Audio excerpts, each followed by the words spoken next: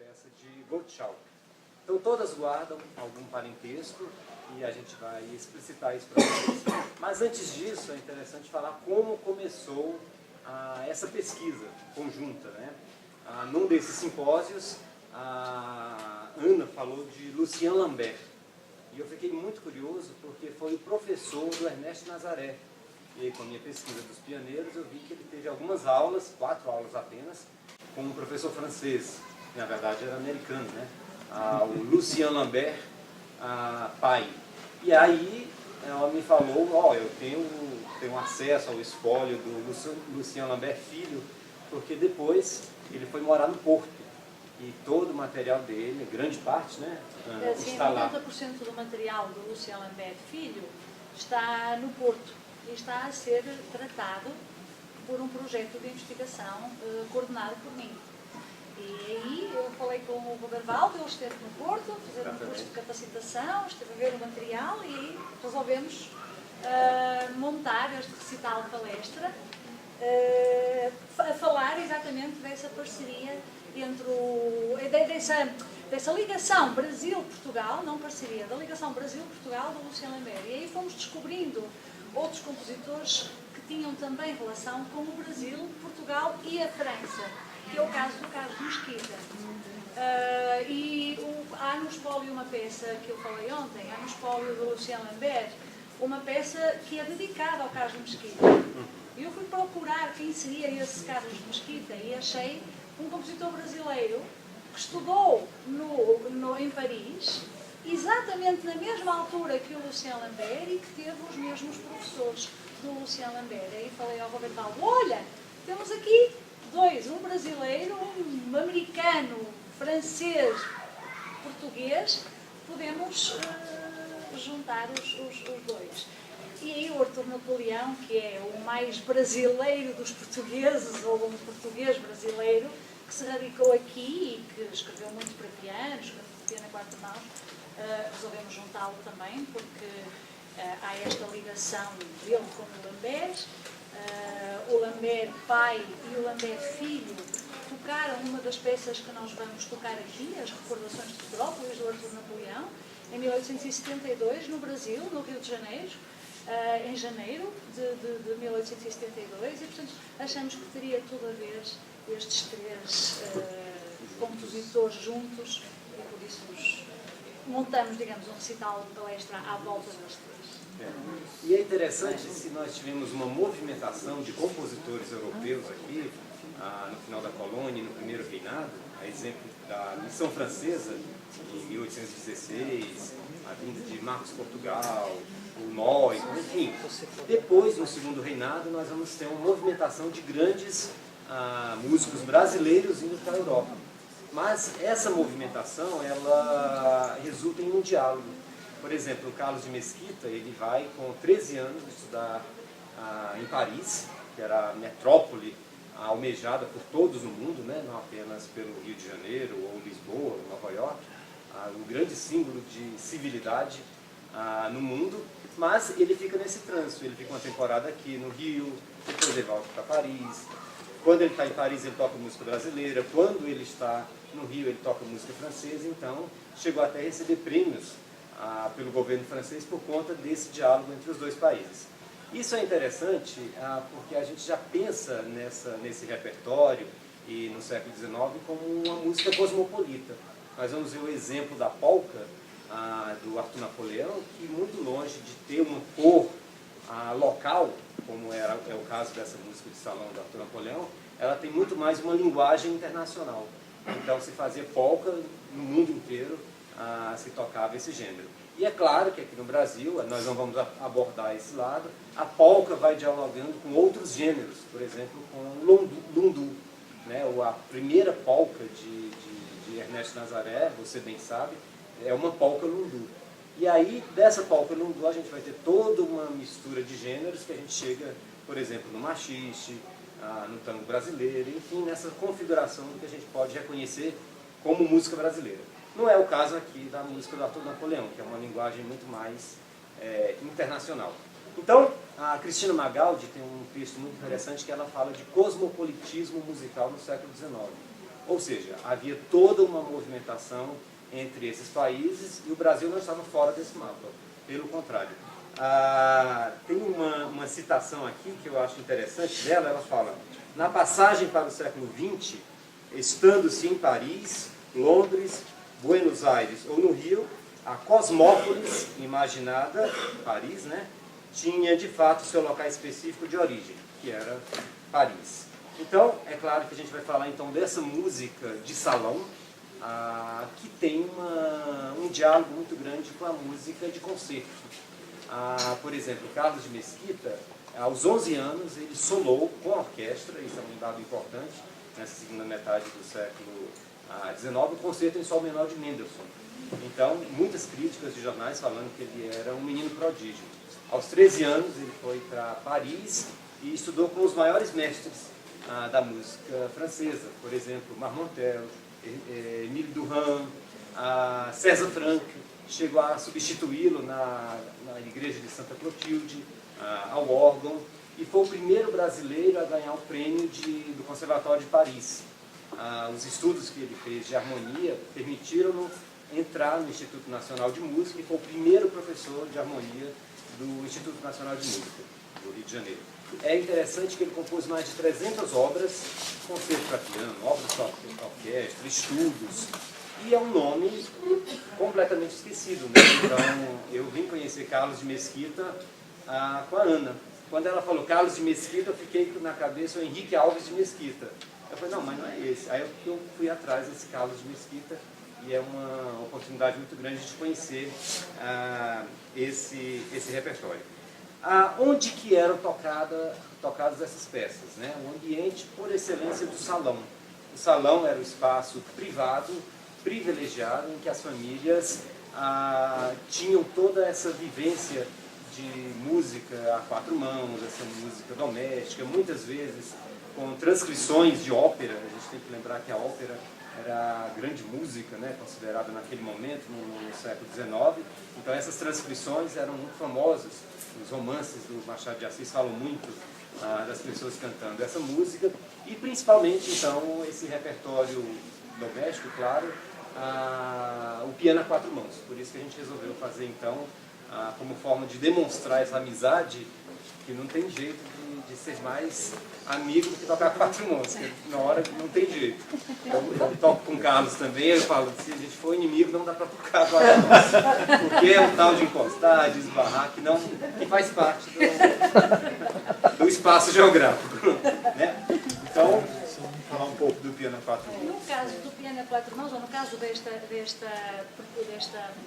predominância deste repertório no salão, nos salões, uma das execuções instrumentais, portanto, os instrumentos era o piano a quatro mãos. E aí nós servimos-nos da tese de doutoramento da Giovana, que fala da prática do piano a quatro mãos no Brasil, entre 1808 e 1889, e que ela concluiu em 2016, em Lisboa, e ela refere exatamente que eram as classes sociais mais abastadas, a burguesia e a aristocracia, que praticavam este piano a quatro mãos, estas obras, exatamente dentro dos seus salões, dentro das suas festas privadas, dentro das suas reuniões privadas. Começa também a haver um fenómeno, e a Cristina Magaldi fala também nisso, assim como a Giovana, de uma prática deste repertório nas sociedades de concertos. Mas se formos a ver quem eram os membros destas sociedades, é na mesma alta burguesia. Portanto, a certa altura, este repertório sai do salão, de uma esfera mais privada, para ir para uma esfera mais pública, que é uma esfera semi-pública. Sai das casas, vai para espaços mais públicos, mas acaba por ser as mesmas pessoas, o mesmo público, só que agora dentro de um espaço de sociabilidade, como são as sociedades de concertos. E nesse caso, os clubes aqui no Brasil eles vão ter uma importância muito grande. O Clube Beethoven, por exemplo, Machado de Assis foi bibliotecário desse clube, chegou a ter 500 sócios em 1877. Então muitos clubes, não apenas no Rio, Clube Haydn, Clube Mendelssohn, que era realmente clube para sócio. Igual hoje tem o clube de diversão, tinha um clube de música e as pessoas assinavam, pagavam, e acabava sendo privado, mas já em numa esfera que não há doméstica. Então isso está caminhando para outra socialidade.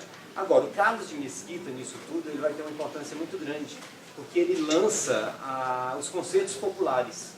E aí já é um passo para, na República, a gente ter aqueles concertos ao ar livre, concertos públicos, inclusive gratuitos. E ele tinha uma característica que ele comentava os concertos, as peças. Então, o que ia apresentar, ele fazia um comentário no sentido mesmo de formação de público. Isso foi inovador e quem continua esse procedimento didático, vamos chamar assim, é o Alberto Nepomuceno, com os famosos concertos que ele produziu. Com isso, a gente ouviu primeiras obras, primeiras estreias de Miguel, de Henrique Oswald, do Nepomuceno, Carlos de Mesquita, grande música wagneriana e compositores franceses. Primeira vez que foi tocada, por exemplo, Massenet no Brasil, César Franck, enfim, aqueles grandes compositores, Sansen também, foi tudo através desses concertos, que aí não é mais salão, não é mais o clube, e sim a gente já está na esfera do concerto público, que é um passo importante, que já vai ter uma cara mais para frente, então, republicana, né? Outra ligação entre eles é que o Napoleão fez a mesma coisa. Ele foi o fundador dos concertos populares no Porto. Foi um fenómeno muito circunscrito no tempo. Foi em 1865, a cidade do Porto resolveu acolher uma exposição internacional e para isso construiu uma infraestrutura de base que foi o Palácio de Cristal. Foi uma coisa muito inovadora na época e que foi um edifício muito baseado, muito financiado pela colónia inglesa no Porto, que era imensa, e foi muito baseado no Crystal Palace de Sydenham, em Londres.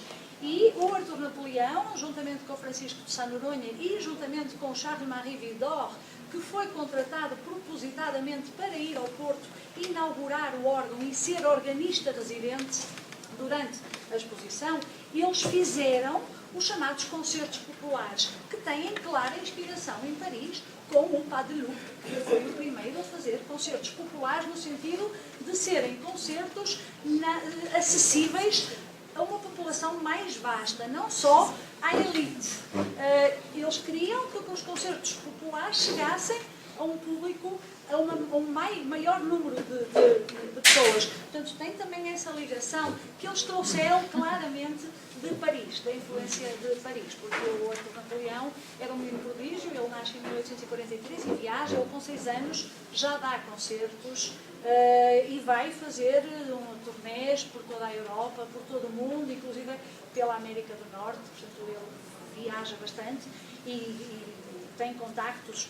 As memórias dele são um documento interessantíssimo e importantíssimo para perceber a vida de um menino prodígio, de um pianista prodígio no século XIX, na segunda metade do século XIX e primeira metade do século XX. Ele chega a contar, quando vem para cá, quando abre a loja de partituras, esse documento ainda está, infelizmente, datilografado, não está editado, e está na Biblioteca Alberto Nepomuceno da Universidade Federal do Rio de Janeiro. E ele lá conta todos os contactos que teve com o Hertz, inclusive foi tocar com o Liszt, com o Berlioz, com imensa gente dentro dos concertos e das turnés que ele fazia. E voltando então aos concertos populares, há claramente essa influência parisiense que o vai influenciar a ele e que vai influenciar o Carlos de Mesquita, porque eles são pioneiros, cada um no seu país, nessa questão da fundação dos concertos populares. E é interessante que nessa segunda metade do século XIX, o piano é o grande mediador das práticas musicais. Tanto a 4 mãos no salão, num ambiente mais refinado, como a gente falou aqui, mas também nas práticas populares. A gente sabia que tinha piano, por exemplo, até em frutarias. Tem um comentário dos viajantes estrangeiros e falando inclusive mal, porque toda hora está tocando piano, né? Então todo lugar tinha uma trilha sonora ao piano e a demanda é tão grande por esses espaços, casas de chá, que surge um músico novo, que é o meu objeto de pesquisa, que é o pianeiro, que era aquele que tocava essa música popular urbana que estava realmente nascendo. Mas esse amor pelo piano, que era tão grande, a gente pode ver na vinda de grandes pianistas para cá. Taubert, o grande pianista, considerado rival de Liszt, né, tocou aqui no Brasil. O Arthur Napoleão comenta isso nas memórias dele. O próprio Napoleão, quando vem aqui a primeira vez, 1856, 57, né? 66. A primeira vez que ele toca. A primeira vez que ele toca. 66. 66. Primeira vez que ele toca? Na Ou primeiro 64, concerto. não é 50. Enfim, talvez. Bom, Primeira vez que ele toca. é novo, é 56. jovem, não tenho ideia a porque data ele de vem- cor, peço desculpa. Enfim, Não tenho a data. aí ele comenta, saiu no jornal, tudo, tanto que as pessoas ficaram fascinadas com ele. Para ele chegar onde ele estava hospedado, uma banda acompanhou ele tocando, a ida dele, então foi um momento de grande festividade. Em 69, tem outro grande pianista, considerado o primeiro concertista internacional dos Estados Unidos, o Gottschalk, que fez sua estreia em Paris, na sala Pleyel, e quem estava lá era Chopin, que ficou impressionado com o Gottschalk. Infelizmente ele morre logo nesse mesmo ano, 69, mas ele fez muitos concertos aqui, sempre com a família real, assistindo a famosa Fantasia Triunfal sobre o Hino Nacional, que era um sucesso. Chegou a reunir em um concerto 650 músicos, 100 percussionistas, 31 pianistas, imagina que palco era esse, e nesse concerto estava presente o Lambert, pai. Ele tocou nesse concerto e foi um grande evento. Então o Rio, em especial, que era a capital do Império, teve uma ligação muito direta com o piano, em todas as esferas. Acho que a gente poderia passar para o repertório, né? Falei um pouco do Mesquita, poderíamos falar um pouco do Lambert, Sim, depois do Lambert, Napoleão e a gente toca. o Lucien Lambert foi o protagonista da minha fala de ontem, e ele, o pai dele tinha o mesmo nome dele, de modo que fica uma confusão, mesmo para nós, às vezes, perceber, porque eles assinavam as músicas, os dois, Lucien Lambert. O pai chamava-se Charles Lucien Lambert e o filho Lucien Léon, mas acabava que eles assinavam todos os dois Lucien Lambert, de modo que ainda estamos nesse processo de descobrir quem é quem, sobretudo nas partituras impressas, porque os manuscritos que estão no Porto são todos do filho. Ou, eu acho, os manuscritos sim. As partituras impressas é complicado, porque ele é americano, ele era grande amigo do Gottschalk, do novo Gottschalk. Ele vem de Nova Orleans, portanto, ele vem para Paris, e é lá em Paris que nasce o filho dele, o Lucien, e o Vale a Lucien pena Léon. dizer que ele era um pianista negro e ele vai para a França por conta do racismo nos Estados Unidos naquele contexto. Então vai Exato. fugindo, né? Isso é importante. Sim, dizer. vai saindo de um ambiente que Uhum. não lhe era confortável. Em Paris, como disse, o filho nasce e ele depois vem com a família para aqui, para o Rio de Janeiro. É aí que as biografias destacam ele ter sido professor do Inês de Nazaré, como o Robert Valdo disse, que foram só 4 aulas, mas enfim, naquela altura também a questão de ser professor não era como é hoje em dia, não é? Não eram as aulas formais como a gente conhece hoje em dia. Às vezes eles tocavam e já era uma questão de ser alunos de... E o pai, o Lucien Lambert pai, fica nos Estados Unidos, no Rio de Janeiro, e o Lucien Lambert filho vai para Paris e estuda no conservatório, e aí ao mesmo tempo do Carlos Mesquita, com o Se tornam amigos. Júlio Massenet e com o Théodore Dubois.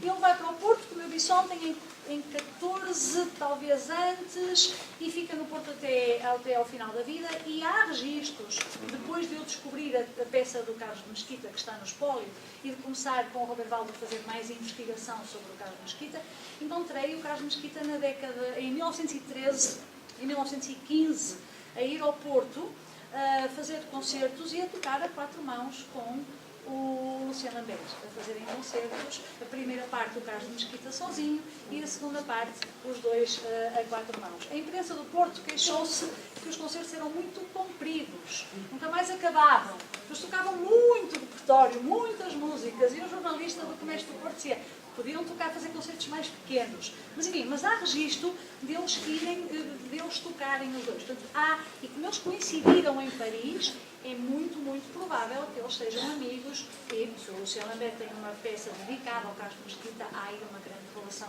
de amizade, certamente. Muito bom. Então, a segunda peça do Gottschalk, são temas do Gottschalk, mas quem fez o arranjo foi o Lucien Lambert.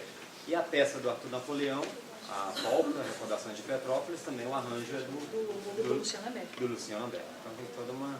Nós vamos comentar um pouco rapidamente sobre as peças, a gente toca, aí comentar o que toca, para ficar bem no ouvido de todo mundo. A primeira peça que a gente vai tocar é o Carlos de Mesquita, a peça do Carlos de Mesquita, Gondola e Lied. É interessante que já tem esse elemento da gândola, desse movimento, né? E a canção. E um fato interessante que ele coloca um comentário na peça, e a gente vai partir desse comentário para falar para vocês, que eu achei interessante, porque quando ele comenta, ó, aqui é tema A, aqui é tema B, ele dá uma pretensão de ser uma música de concerto, apesar de ter uma característica, um diálogo muito grande com o salão. Então a gente vê, por exemplo, nas partituras, uma definição muito grande. Isso aqui é música de salão, isso aqui é música de concerto, havia essa distinção. E, no entanto, ele dialoga. Ao mesmo tempo que ele faz esse romance sem palavras, ele já coloca ali tempo de valsa. Então vocês vão ver que tem hora que fica uma valsa bem brilhante, principalmente nas transições. Então nós vamos comentar um pouco sobre elementos importantes que precisam ser reconhecidos. Ele fala desse acompanhamento, que é um acompanhamento etéreo, é claro, como se fosse uma harpa.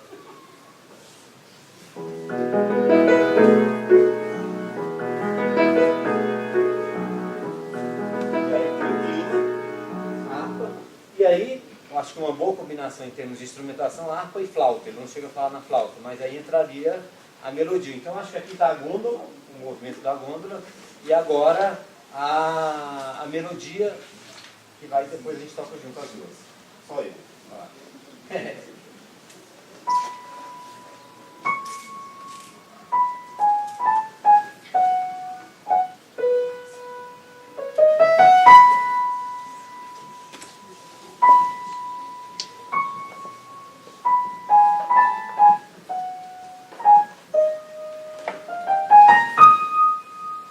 Agora a harpa e a flauta.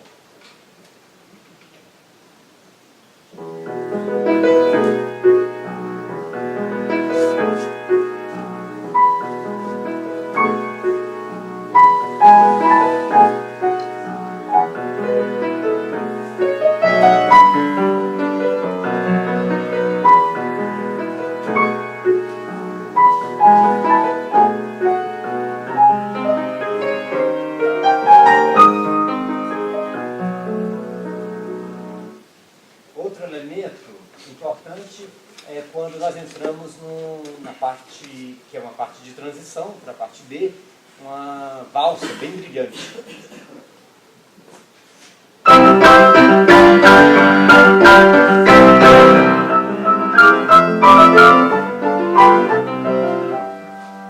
Esse elemento.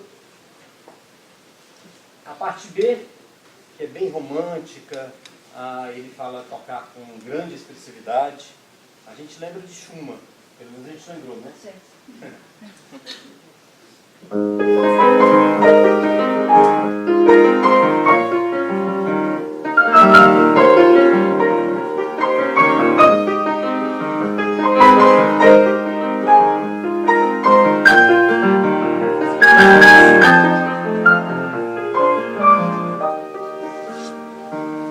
Novamente uma transição, e aí a gente percebe esse elemento mais parecido com música de salão. Inclusive ele coloca com graça, tem todos os elementos que faz lembrar a gente.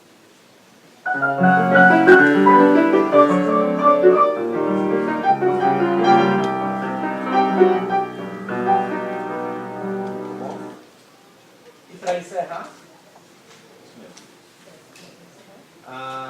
ele coloca no final uma duína, 2, né, contra 3, que dá um sabor especial, e encerra muito placidamente pianíssimo, e só que ele põe advertência para não ralentar. Então a gente vai tocar, na verdade, acordes para vocês.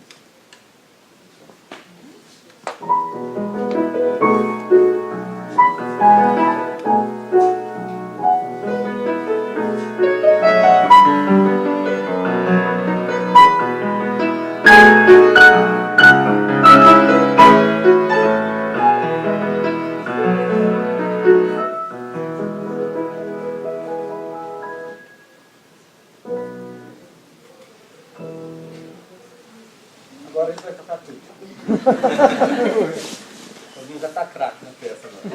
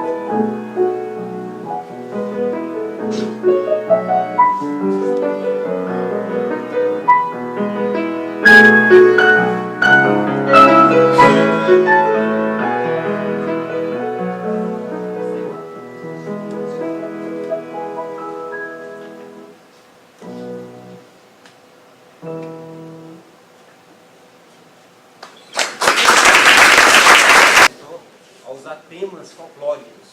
Depois disso vai se tornar uma prática no Brasil, então, do século XX, com a teoria do Mário de Andrade. Enfim, e nós vamos destacar alguns elementos. Primeiro, um elemento que é como se fosse tocado pelo banjo, né? Vamos lá?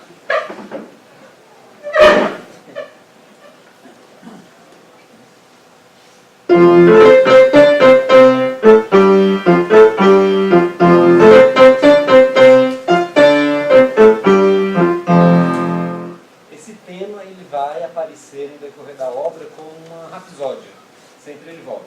Outro elemento importante é o mesmo banjo, agora muito mais acompanhador.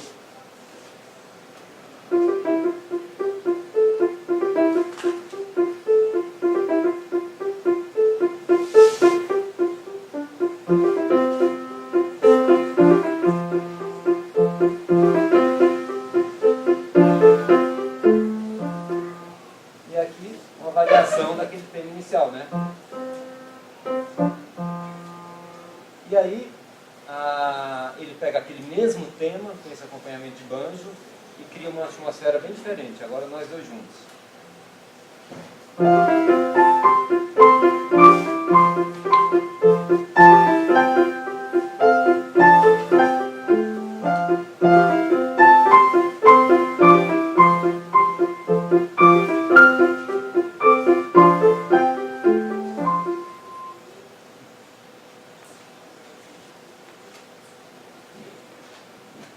E aí ele coloca uma dança chamada bamboula, que era dançada no Haiti.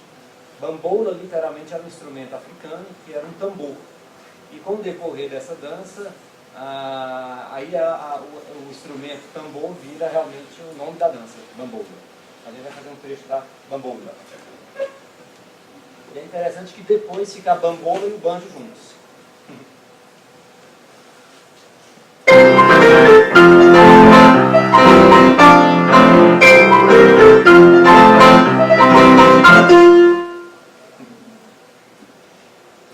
Tem um elemento interessante.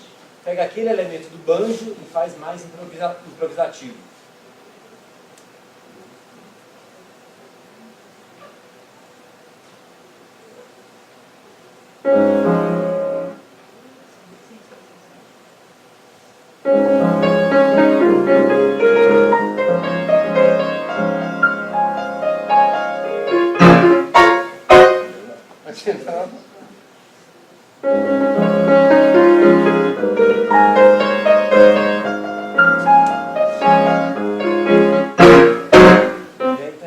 Que aqui a gente vê o tutti, vocês vão perceber claramente, porque originalmente era uma peça para orquestra.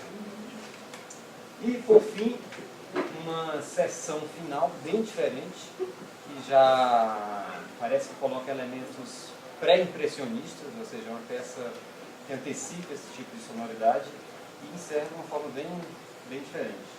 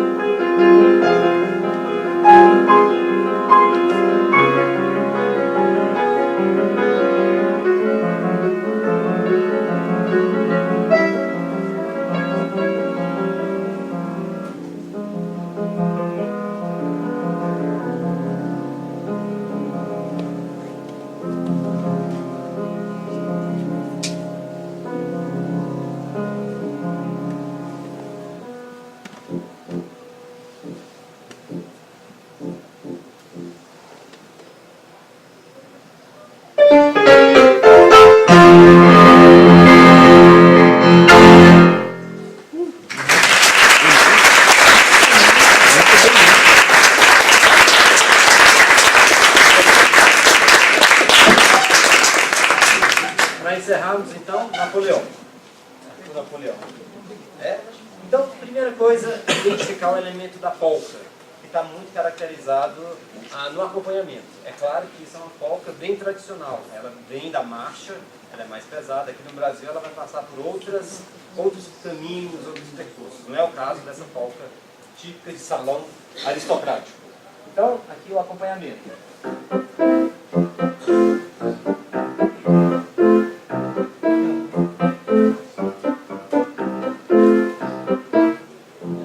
Seria um estereótipo realmente da polca.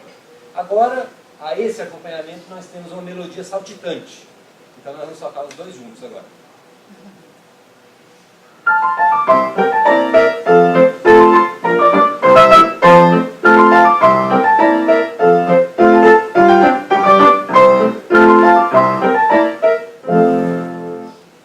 Ótimo, nós temos uma parte B que é subdividida em dois momentos.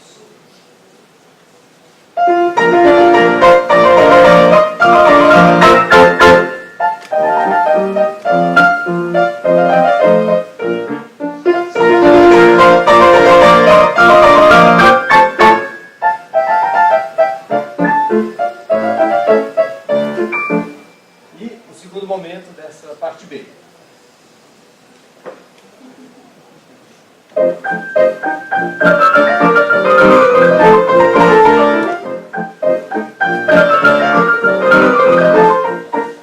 Aqui a gente volta a se agarrar. Eu acho que foi proposital, o Arthur Napoleão. Porque ele fez para as discípulas dele. Então, ele tocava para as discípulas. Se é que me entendem.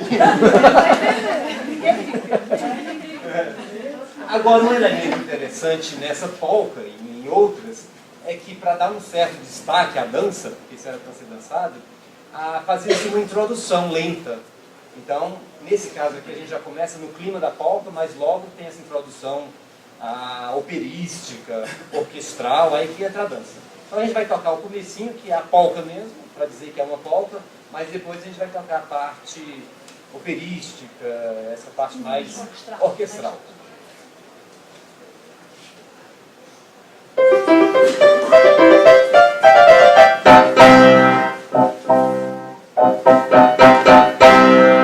Ou seja, não há dúvida que é uma polca, né?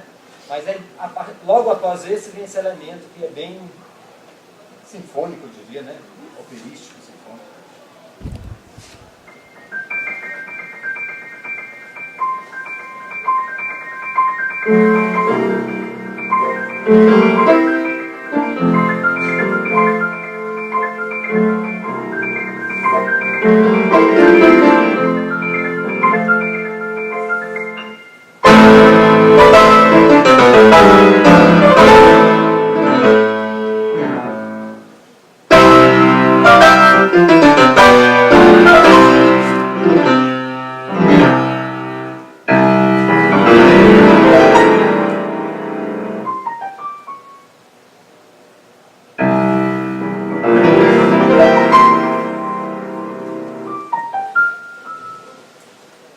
Imagina que vai ter uma polca saltitante agora. Então agora vamos tocar para encerrar a recordação de Petrópolis.